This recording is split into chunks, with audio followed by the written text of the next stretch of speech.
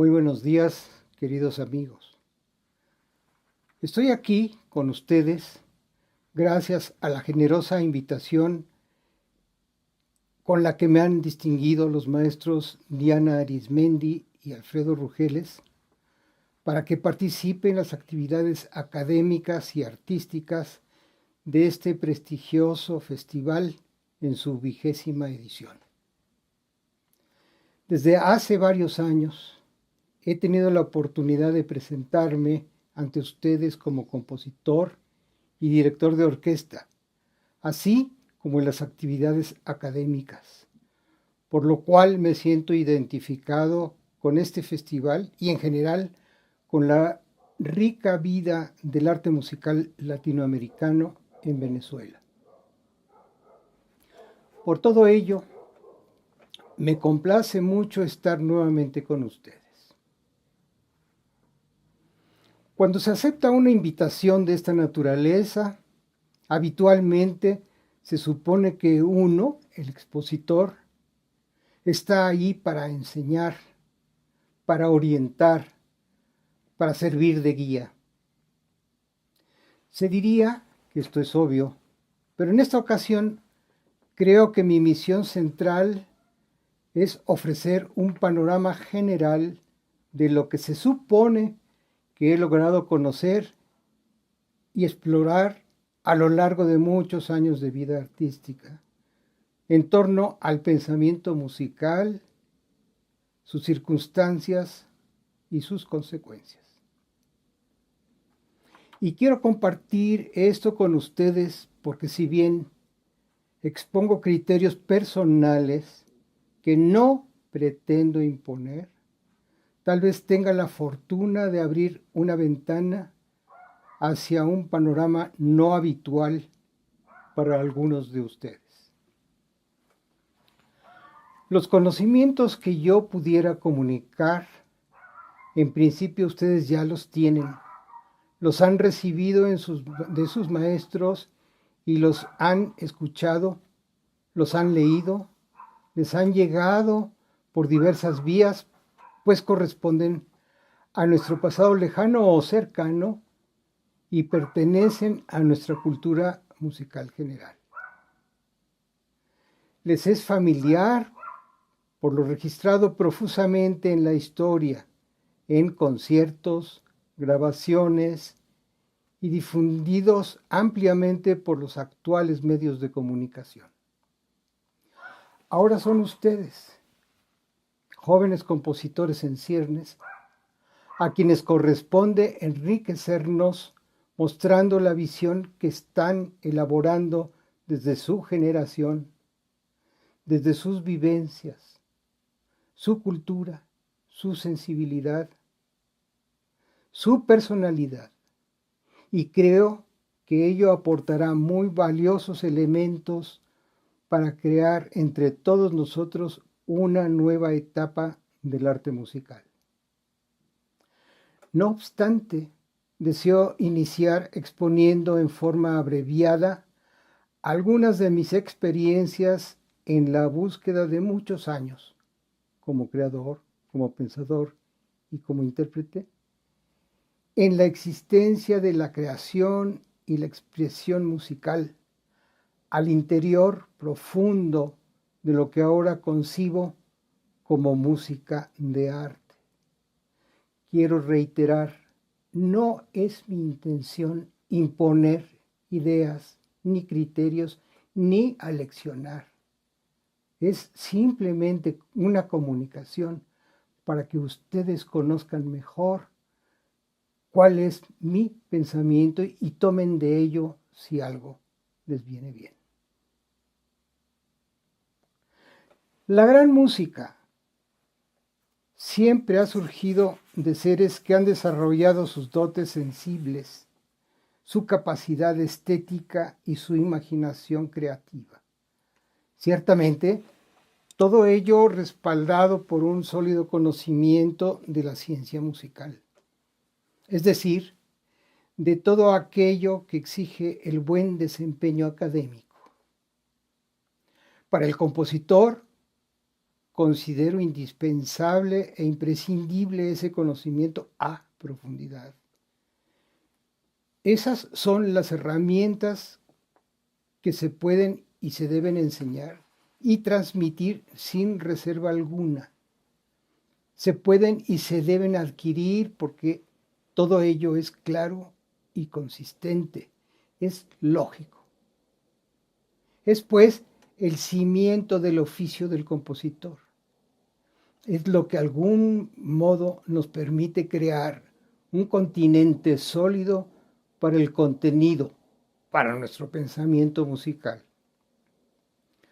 Habitualmente, en las escuelas y conservatorios se trabaja en el análisis de diversas obras de muy variados autores e incluso se hacen ejercicios de imitación, lo que sin lugar a duda enriquece el conocimiento y la capacidad de análisis. Pero en diversas instituciones, algunas universitarias, han surgido profesores que establecen escuelas de composición en donde se generaliza un perfil, una forma específica de componer, en donde la música de todos los seguidores suena, si no igual, muy parecida a la de sus mentores, a la de sus modelos.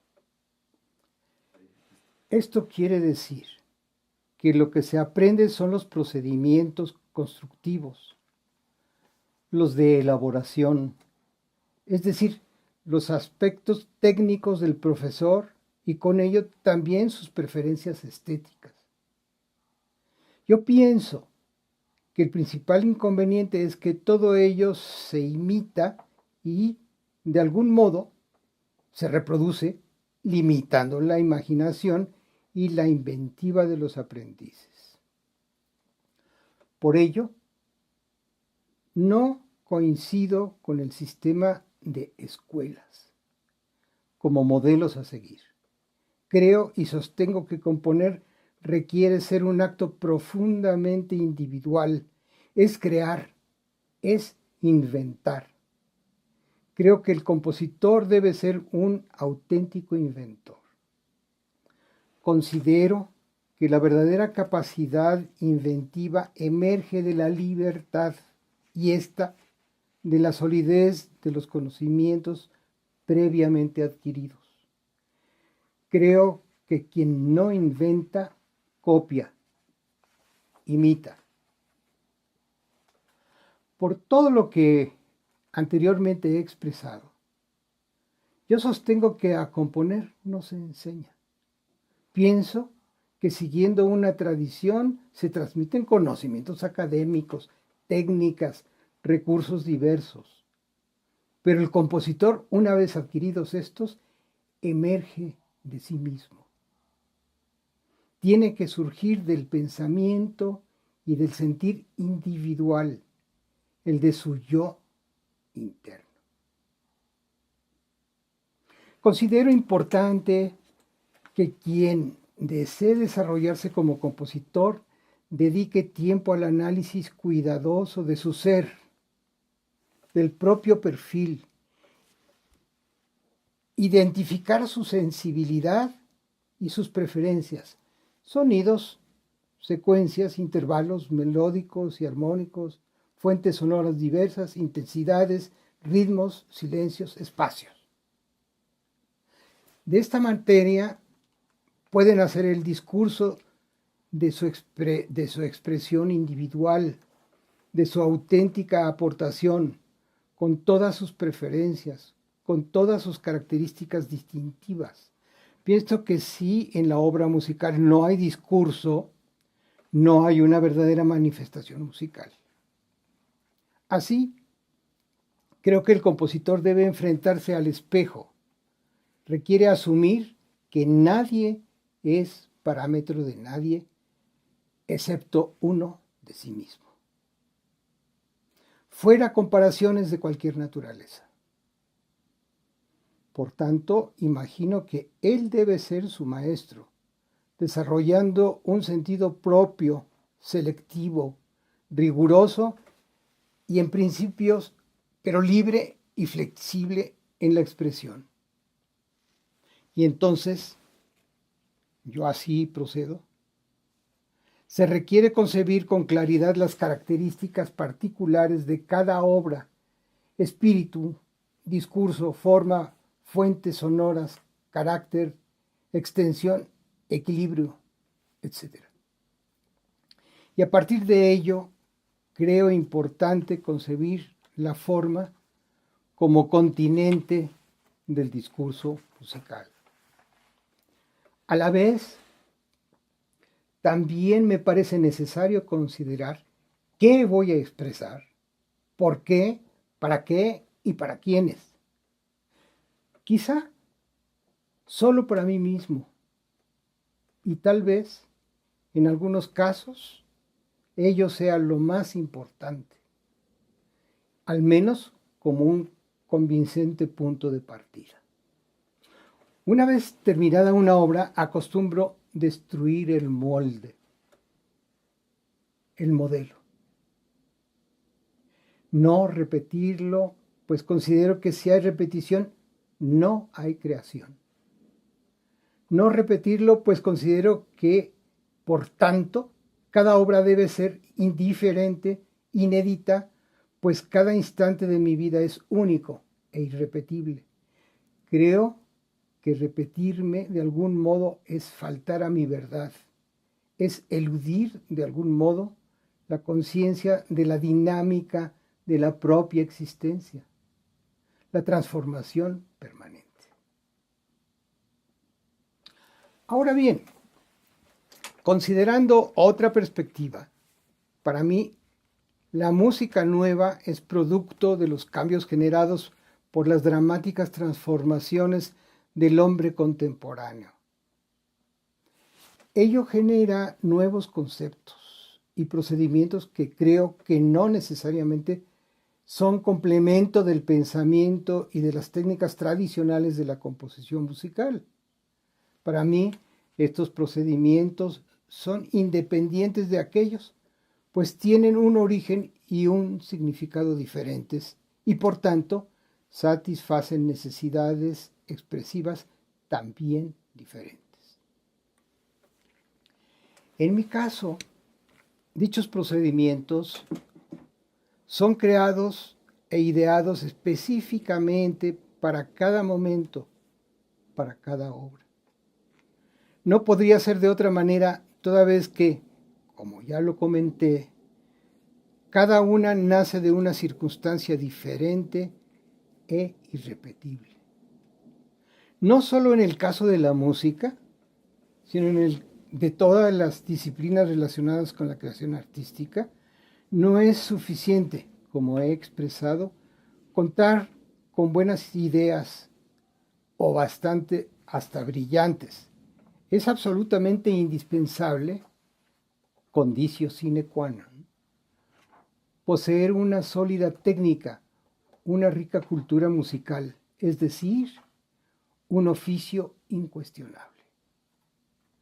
De verdad, creo que el compositor necesita sujetar su técnica a un proceso de constante revisión, depuración, modificación y enriquecimiento, siempre en razón de la necesidad creativa del yo interno, de las propias demandas estéticas, es decir, por requerimientos estrictamente de creación musical.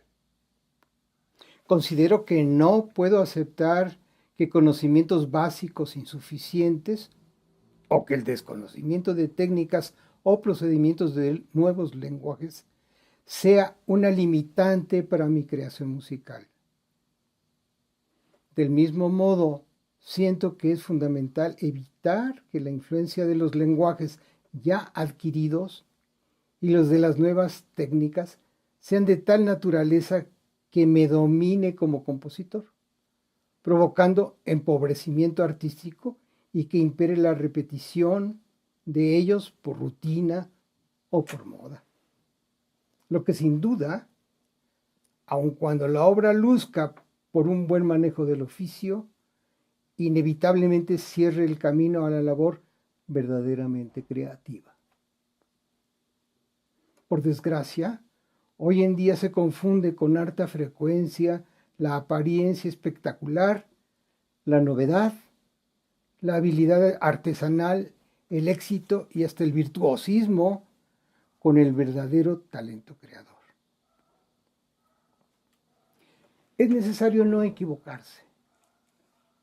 Las herramientas y la destreza en su manejo no son la obra. Con alguna frecuencia pienso que cuando quiero expresar algo verbalmente, no considero estructuras ni procedimientos técnicos actuales ni antiguos, sino mis conceptos de fondo. ¿Por qué tendría que ser diferente en mi música? Más allá de mi profundo compromiso con la música como compositor, requiero procurar el desarrollo permanente de mis capacidades intelectuales, particularmente de aquellas que se relacionan con el pensamiento, la percepción y la sensibilidad artística. Para mi modo de ver, el verdadero compositor jamás debería perder de vista que su finalidad es la comunicación expresiva por medio del arte. Vuelvo a manifestar mi concepto. La gran música de todos los tiempos, no importa de qué época ni de qué estilo sea, siempre contiene un discurso auténtico de su autor. Es su imagen, es su presencia. Para mejor expresarlo, diré que el término discurso proviene del latín discursus, es decir, ir de un lugar a otro.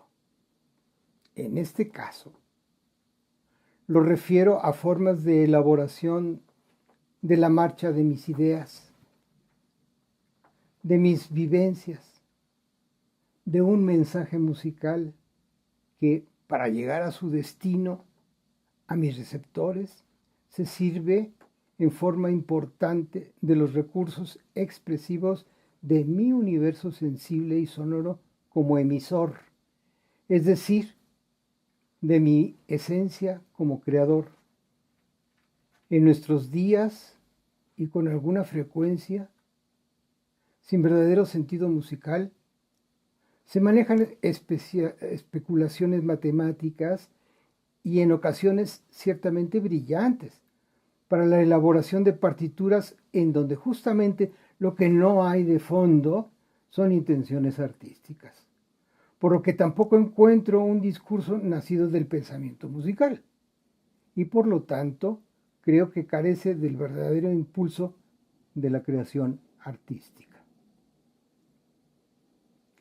A modo de paréntesis y como reflexión general, me gustaría comentar un tema que a mi juicio merece, en cierto modo, espacio independiente.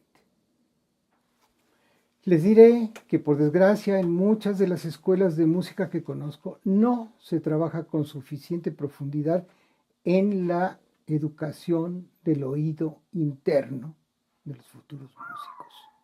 Este punto es fundamental. Esto sin duda representa un problema toral, pues el oído interno, bien desarrollado, es la herramienta imprescindible sin la cual los compositores ni los intérpretes pueden alcanzar niveles superiores. En este sentido, considero que el problema de la formación insuficiente de un número considerable de compositores que he detectado es cada día más preocupante. El desfile de nuevos compositores, llamemos así, dicho así, entre comillas, parece crecer en proporción alarmante.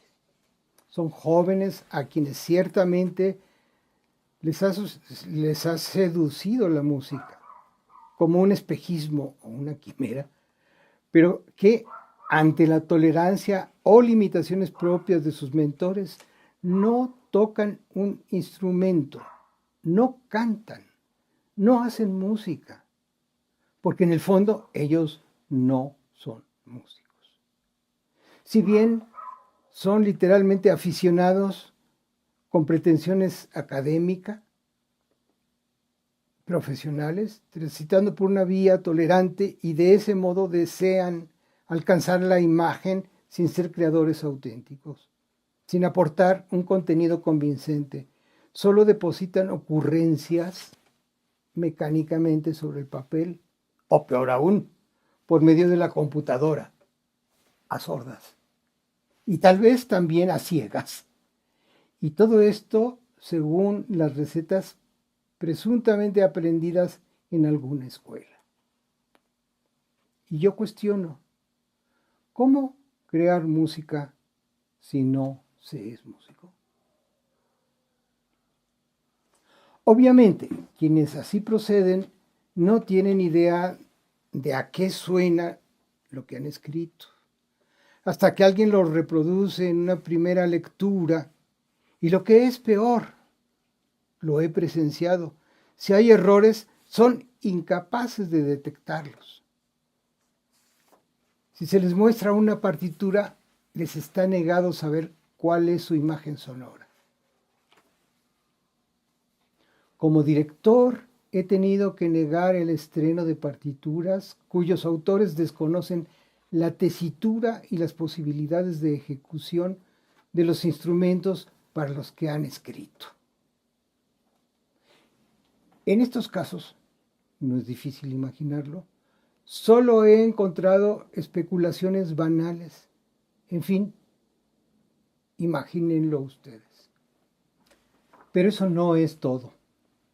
Más aún, esto también concierne a los intérpretes.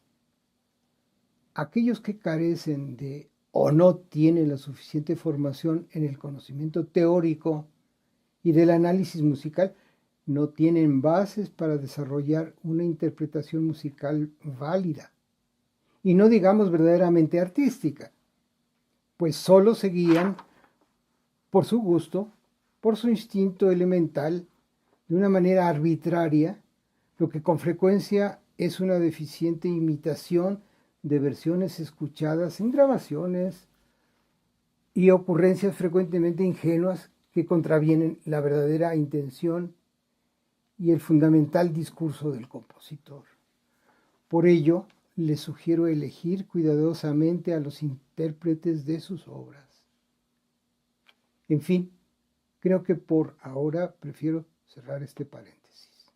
Por otra parte, actualmente todavía hay instituciones en donde la aproximación y el estudio de las obras de los compositores del siglo XX e inicios del XXI son muy limitados.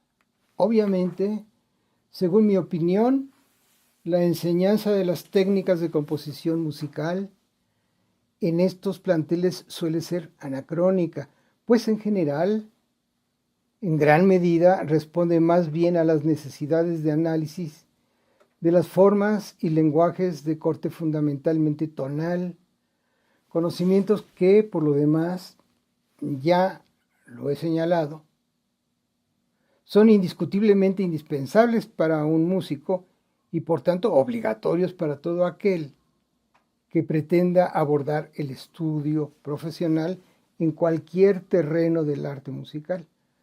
Pero insisto, considero que para el compositor actual tales conocimientos son apenas los cimientos, la piedra angular, las bases de su disciplina e ineludible punto de partida. Recordemos, la ignorancia nunca tiene justificación y es un determinante impedimento para la creación. Permítanme ustedes insistir, pues me parece capital importancia. Con alguna frecuencia encuentro a quienes para sus trabajos se respaldan en la experiencia, el lenguaje y los procedimientos de otros compositores, comúnmente ajenos o lejanos en tiempo, cultura, sensibilidad, historia, vivencias, sentido estético, temperamento y fundamentos críticos que naturalmente les corresponden. Entonces, su música no me resulta convincente.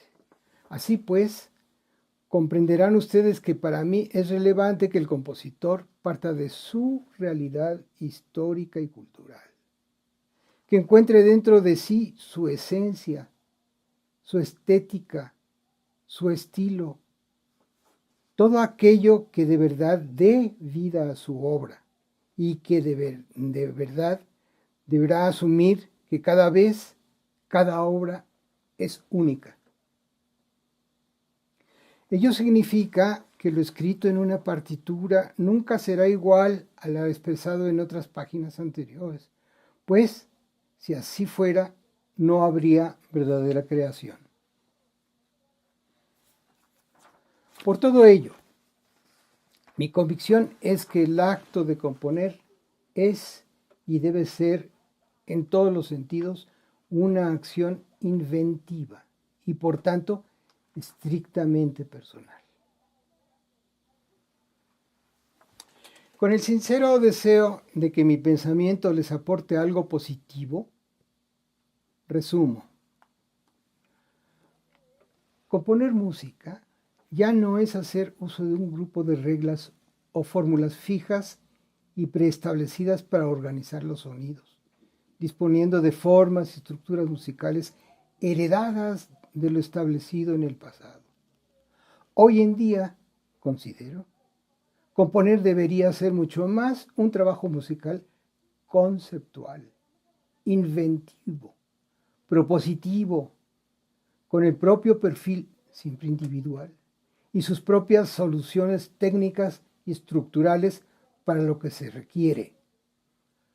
Conocer a fondo todas las potencialidades actuales de la música, al menos de la propia cultura, a partir del universo sonoro. En cada caso y en cada obra, hacer las adecuaciones pertinentes de las técnicas personales y de las potencialidades sonoras que la partitura en proceso requiera. Identificar y definir las demandas estéticas y los requerimientos técnicos que puedan integrar el perfil propio surgido del pensamiento íntimo del compositor. Tengo por principio no dar por terminada una obra hasta haber decantado, dentro de lo posible, su contenido. Por ello, insisto, considero fundamental desarrollar una disciplina profundamente reflexiva hacia el interior del compositor en busca de la voz interna de la propia identidad. Y creo que es bueno tenerlo siempre presente. Quien no tiene, nada puede dar. Al menos sin tomar prestado. Pues bien, a modo de coda, creo que puede ser de gran utilidad para cada compositor conformar su propio cuadro de potencialidades al interior de su universo sonoro, por lo que se verá en la necesidad permanente de conocer todo lo concerniente a la nueva música, es decir, a la música no convencional, aun cuando no aplique esos conocimientos y estos conceptos a la elaboración de su música. Ello con la finalidad de ampliar sus horizontes estéticos e intelectuales. Considero que el desconocimiento no tiene justificación y sí es una seria limitante. Por otra parte, creo conveniente tener siempre presente que el compositor que funda su trabajo en los recursos, por los recursos mismos, jamás será un verdadero creador musical. Estoy convencido de que la obra artística será tal solo como consecuencia de una verdadera necesidad creativa. Y si esta, la obra, realmente se apoya consistente y congruentemente en la propia sensibilidad, el pensamiento musical, los elementos técnicos y estéticos elegidos libre y cuidadosamente por el compositor. Todo ello respaldado por la libertad de espíritu y pensamiento, y por un trabajo vigilado permanente y rigurosamente por la autocrítica. Si se consideran válidos estos criterios, se asume fácilmente que cada vez, en cada obra, se requiere partir de cero, de nueva cuenta. Esta es la dinámica real de nuestra existencia. Tal vez estas sean las bases pedagógicas más importantes que yo pueda proponer a ustedes y a las generaciones por venir. Al iniciar una nueva composición, hay que establecer con precisión posible el sentir, las fuentes, las intenciones, las ideas base o principales y el trazo estructural con los procedimientos técnicos que éstas requieren. Con ello, como punto de partida, se puede iniciar el proceso de elaboración tomando en el transcurso sugerencias del material previamente seleccionado y poniendo así en marcha un mecanismo de retroalimentación que genera un sistema de dinámica creativa, teniendo siempre en mente un amplio espectro de recursos musicales y al servicio del discurso, la expresión y los valores estéticos, vigilando siempre la unidad y la congruencia en el estilo y en el lenguaje. Propongo no olvidar que el verdadero compositor debe ser libre, ser un auténtico descubridor, primero de sí mismo, después y como consecuencia de las propias ideas y de sus necesidades expresivas. De este modo podrá ser un inspirador para sus escuchas y sus colegas intérpretes y en consecuencia un generador de nuevos campos estéticos. Considero que quien pierda de vista estos conceptos y este modus operandi y practique la imitación, la copia, el lugar común, será fácilmente reemplazable por otros compositores semejantes. La autocrítica, así lo creo, debe ser una herramienta permanente e imprescindible del compositor. Yo no dependo de la crítica del público porque éste suele ser ajeno al proceso de creación, es normal. Tampoco de la crítica periodística, en donde hay notables excepciones, desde luego, pues en muchos casos es redactada por quienes no fueron capaces de llegar a ser músicos. Por tanto, lo que dicen con frecuencia no está fundamentado y no tiene validez. Creo que el verdadero creador necesita ser congruente y sensible respecto a las transformaciones sociales, históricas y culturales de su época. No por moda, sino por conocimiento y convicción, por vivir de verdad su realidad.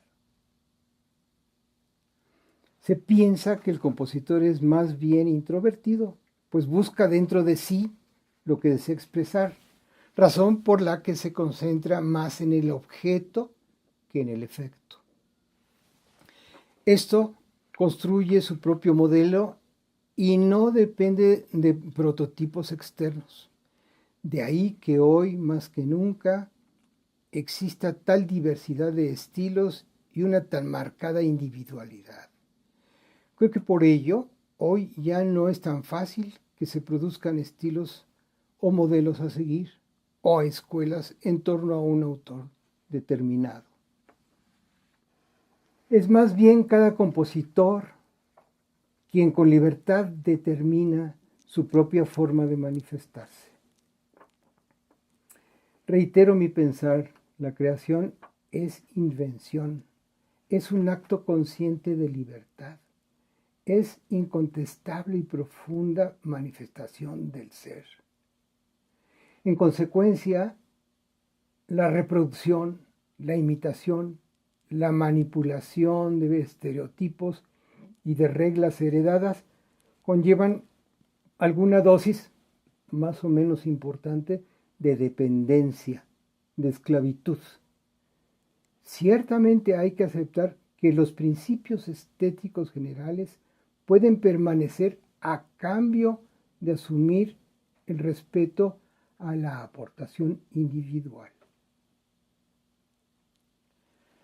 No quisiera concluir estos planteamientos sin insistir en mi convicción de la necesidad de que paralelamente a su actividad musical, los compositores se aproximen a la interdisciplina artística e intelectual, el pensamiento filosófico, la literatura, el teatro, la danza, la plástica, la arquitectura, el cine, siempre con base en la historia.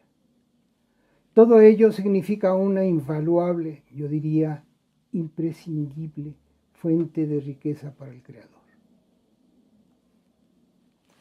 Tampoco me gustaría terminar esta exposición de ideas personales sin reiterar que la cultura generalmente asumida, y para nosotros la específicamente musical, el desarrollo permanente del oído interno, no solo para los sonidos, sino para el sentir de fondo, determinan el dictado de la voz íntima y verdadera que caracteriza el perfil y el gusto estético como producto de la decantación y el refinamiento del propio compositor. Y voy a concluir con lo siguiente. Es común escuchar que nada hay nuevo bajo el sol, ¿verdad? A lo que eventualmente me gusta responder festivamente con el título de una de mis obras, Non novo sed nova. Nada nuevo, pero en forma nueva. Lo que sigue ahora les pertenece a ustedes.